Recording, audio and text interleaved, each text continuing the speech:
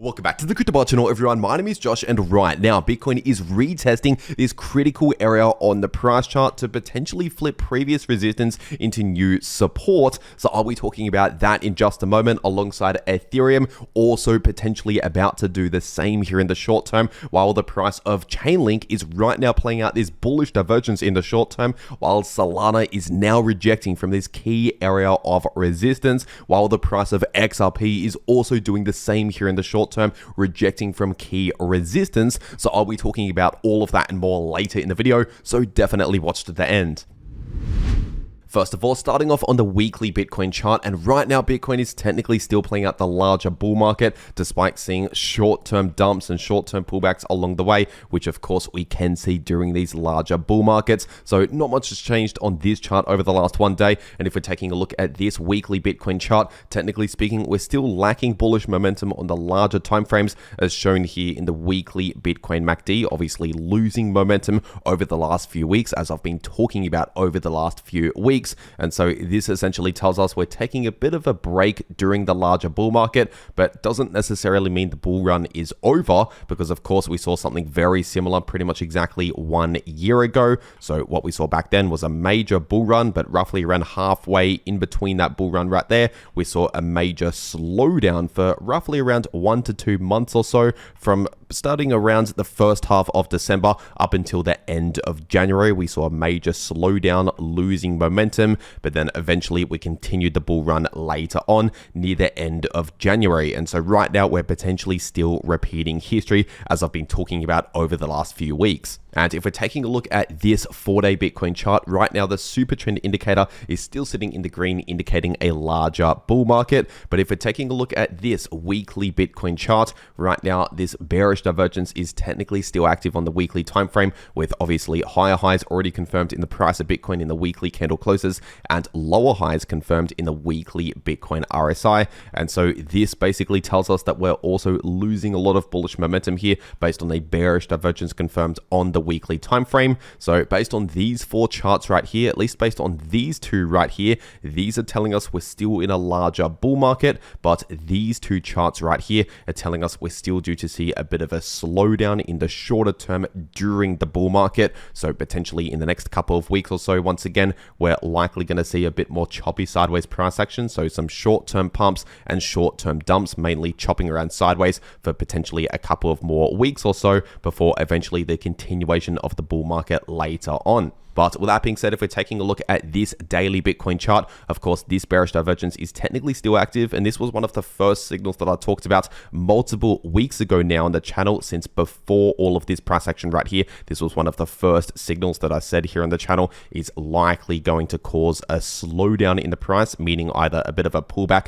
or choppy sideways price action. So basically a setback from the bull market. And I said that weeks ago, since before all of this price action right here. And obviously, since I said that back here, that's exactly what we have seen as expected. And like I've said recently here on the channel, even if we see a little bit more of a bullish move here and a breakout here in the RSI, technically speaking, that can invalidate this bearish divergence, but not necessarily invalidate the bearish divergence on the weekly time frame. So we still have this one to pay attention to. And if we're taking a look at this 12-hour Bitcoin chart right now, in the imminent short term, as of recording this video, the price of Bitcoin is already broken out above around 97 to 98,000 based on this area of resistance in the volume profile indicator. But right now we're currently retesting that area to possibly flip previous resistance into new support, but we're still waiting for confirmation when it comes to this retest right here, because of course if we see candle closes back below around 97,000 give or take, and especially back below around 96,500, in that case that would mean a break back to the downside and obviously invalidate this breakout. And in that situation, if we saw candle closes on the 12-hour time frame back below around 96,500, then in that case we could possibly come back down towards these lows right here, sitting closer towards around 92 to 93,000, acting as major support. And so these are the levels to watch out for here in the short term for the price of Bitcoin. But of course, if we can actually find support at around 97,000 give or take and actually bounce from this area, then in that case the next short-term resistance would be sitting closer towards around 100,000, and then above that I'll be watching closer towards around 101.5k. And of course, if we could see a major breakout above 100,000, that could possibly trigger a short squeeze, which I talked more in detail about in my last video here on the channel. So if you missed that video yesterday, definitely check that video out if you want to know more about a possible short squeeze that could play out if we first see a breakout confirm above around 100,000. And if you want to actually take advantage of these opportunities in the price of Bitcoin to trade these moves, no matter if they're bullish or bearish, you can use long positions or short positions to make money in either scenario. And personally, in those situations, I take a lot of trades over on Bitfinex, so I'll make sure to leave a link to Bitfinex below this video in the description and in the pinned comment. And if you use that link, it'll take you to this page right here where you can claim an exclusive deposit bonus that's only available if you use that link below this video to make your Bitfinex account. So if you simply just click that link to make your account and then deposit $100 and start trading, you get a $20 bonus. Or if you deposit 500 USDT and start trading, you get a $100 bonus. Or if you deposit just 1,000 USDT and start trading, you get a $200 bonus straight into your new account. But that's only available if you use the link below this video to make your Bitfinex account and start trading on that account. And also, in case you're wondering, Bitfinex is a no KYC exchange, which means you can access it from basically any country in the world without needing any KYC. But of course, as always, check your local regulations when it comes to trading crypto in different markets. But with that being said, if you don't want Bitfinex for whatever reason, there is also Bybit as another option out there, another exchange I also trade on. So I'll also make sure to leave a link to Bybit down below this video in the description and in the pinned comment. And with that being said, if we're taking a look at Ethereum on the weekly time frame, right now Ethereum is technically still in a larger multi-year bull market, still forming higher lows and higher highs and trading well above this massive ascending line of support, which is currently sitting at approximately 2.6k. So for now,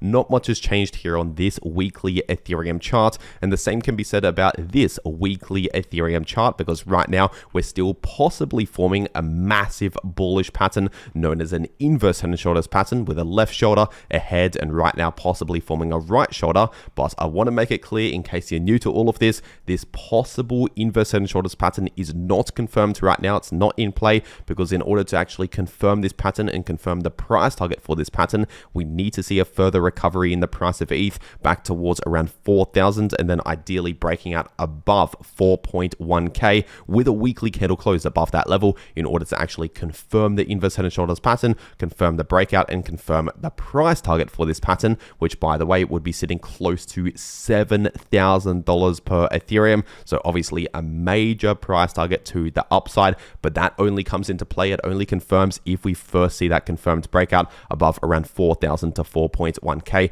with a weekly candle close. And in the meantime, looking at the daily time frame, of course we still have this area of resistance to watch out for in between around 3.9k to 4.1k. So like I just said, 4.1k is really the level to break out above in order to flip much more bullish again, rather than just seeing these little short-term pumps here and there, basically expecting the next major move in the bull market that could come after a breakout above 4.1k. But in the meantime, we still have resistance right there. And as for support, we have this previous area of resistance, which could right now become new support if we come in for a retest, and that's sitting in between around 34.30 to 35.60. So if we see a little bit of a pullback here, I would be expecting support around there. But in the more bearish scenario here in the short term, if we actually break below around 34.30, of course in the immediate short term, that would be a bit of a bearish signal to watch out for. And in that case, the next support to watch out for would be sitting at around 3.3k, and below 3.3k we have a lot of support down here in between 3,000 to 3.1k. But overall, not a lot has changed over the last one day for Ethereum. So getting straight into Chainlink on the weekly time frame, and right now Chainlink is still bouncing from this golden pocket area of support, still sitting close towards around $21 to $23. And as for resistance, we still have significant resistance at close to $31 approximately. And overall, Chainlink can still remain within the larger bull market here, despite seeing short-term pullbacks along the way, especially if Bitcoin and Ethereum remain within their larger bull markets respectively. Chainlink and a lot of other major altcoins will also likely remain bullish in the larger timeframes here if Bitcoin and Ethereum remain bullish on the larger timeframes. So of course, we're still forming higher lows and higher highs right now, despite short-term pullbacks along the way. And if we're zooming into the shorter term, looking at the 8-hour time frame, technically speaking, we do right now have an active bullish divergence for the price of Chainlink,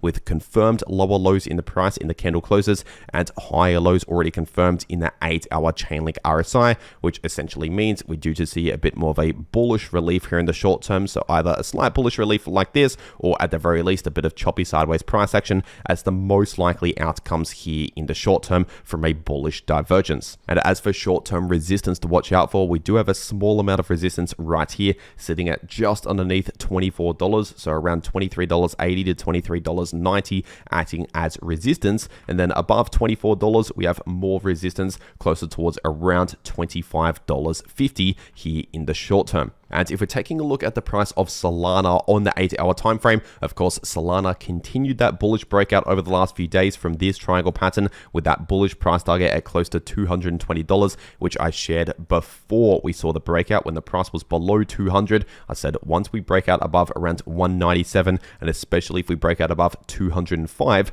those are the signals to start confirming this $220 price target. And since we saw those breakouts right here, that's pretty much exactly what played out as expected. And so it's possible the price of Solana could right now play out a bit of a sideways price range, chopping around sideways in between this area of support and this area of resistance. So if we see a bit more of a rejection from this resistance at close to 220, in that case, I would expect a lot of support in this area based on previous resistance and also previous support, once again acting as new support, sitting in between around $200 to $205, with a significant level at around 205.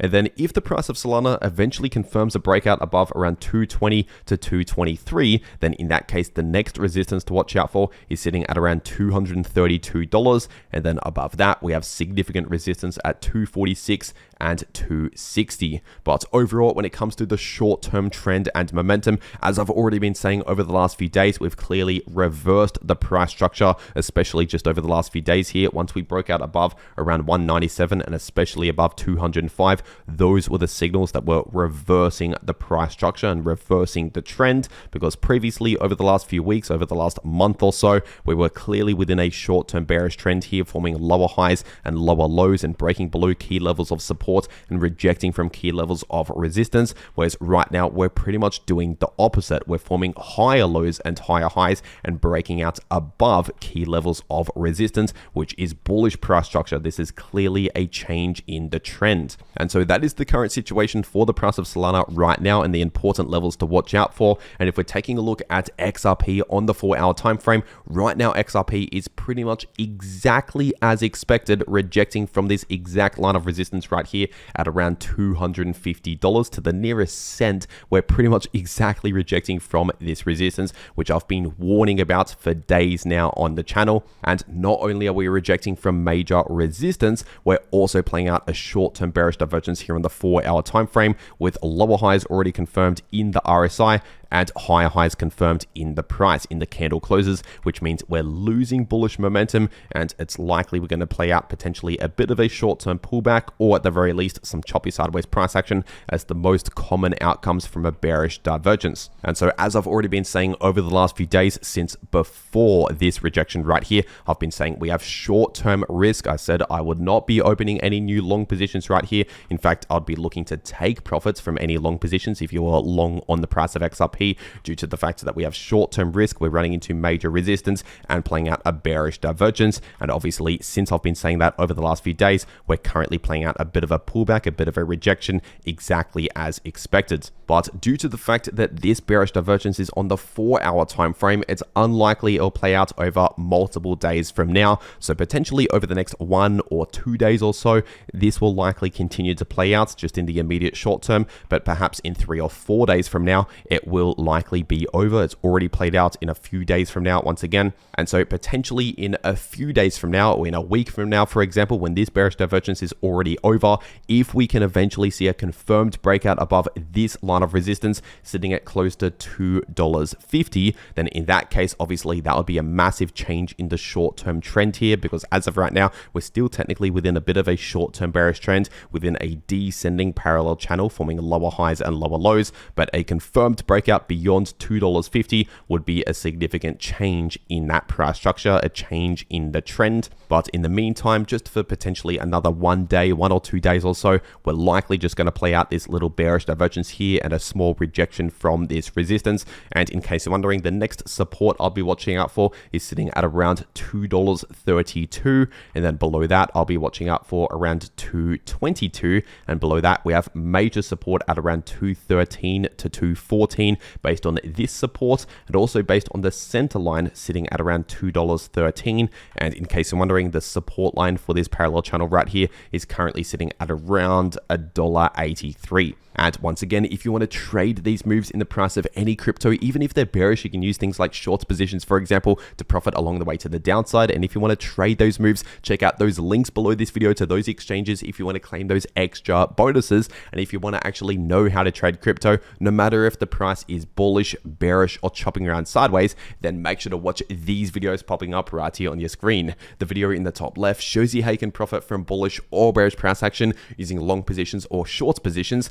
and the video in the bottom left shows you how you can easily profit from choppy sideways price action. But anyway, that is everything that I have to say for today. I really hope you enjoyed, and I'll see you all in the next video.